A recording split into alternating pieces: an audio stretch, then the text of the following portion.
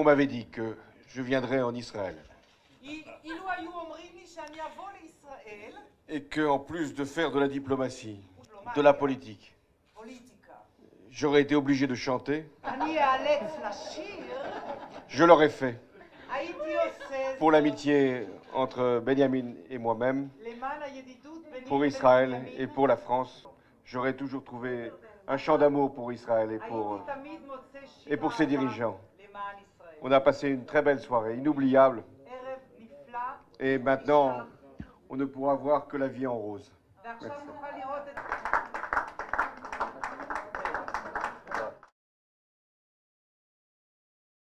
Un certain dégoût, on va dire, parce que je comprends parfaitement que la France fasse des affaires avec Israël.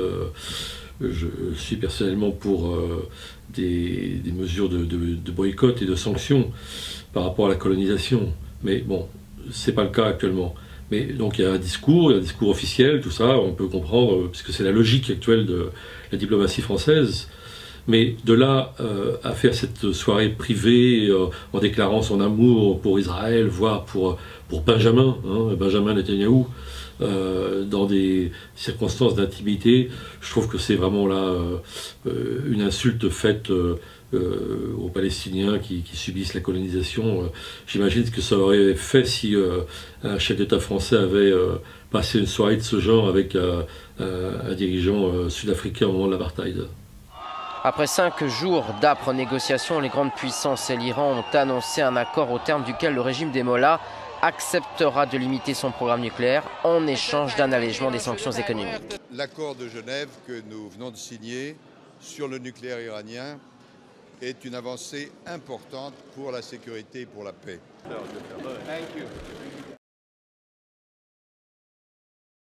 Oui, ça change la donne, tout à fait, oui. Alors, c'est pas tant les données arithmétiques, l'Iran n'a pas le droit d'enrichir l'uranium à plus de 5%, etc. Bon, les contrôles aussi qui seront même peut-être parfois impromptus, etc. C'est surtout l'aspect politique, c'est-à-dire que l'Iran est réintégré dans le concert international.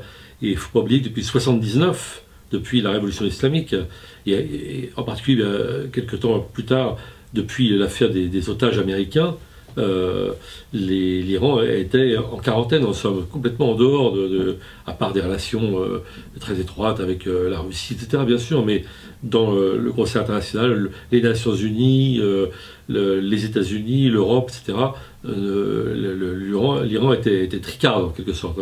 Et là, elle est réintégrée dans le concert international, et c'est très important parce que ça change la donne. C'est un postulant au leadership régional. Ça ennuie beaucoup les pays du Golfe, et ça ennuie encore beaucoup plus Israël, qui avait des velléités guerrières contre l'Iran, et qui a toujours besoin un peu de ce discours en interne pour faire exister une menace sur l'existence de l'État hébreu.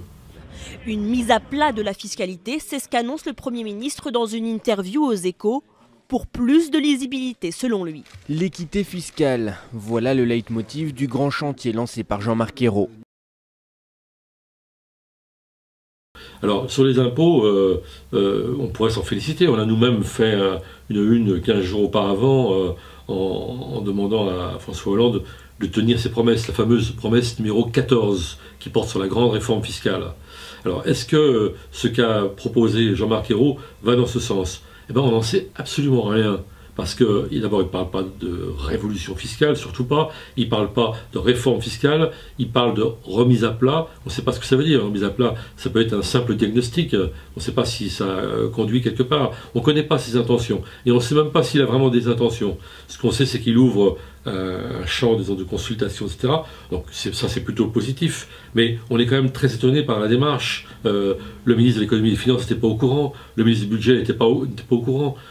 Ça va contre-courant de tout ce qui a été dit jusqu'à maintenant par le gouvernement. Et puis, un autre exemple, l'augmentation de la TVA pour le 1er janvier prochain est maintenue. Or, la TVA, par nature même, c'est l'impôt indirect le plus injuste qui soit, celui qui pénalise proportionnellement plus les pauvres que les riches. Donc ça va pas tout à fait, disons, dans le bon sens.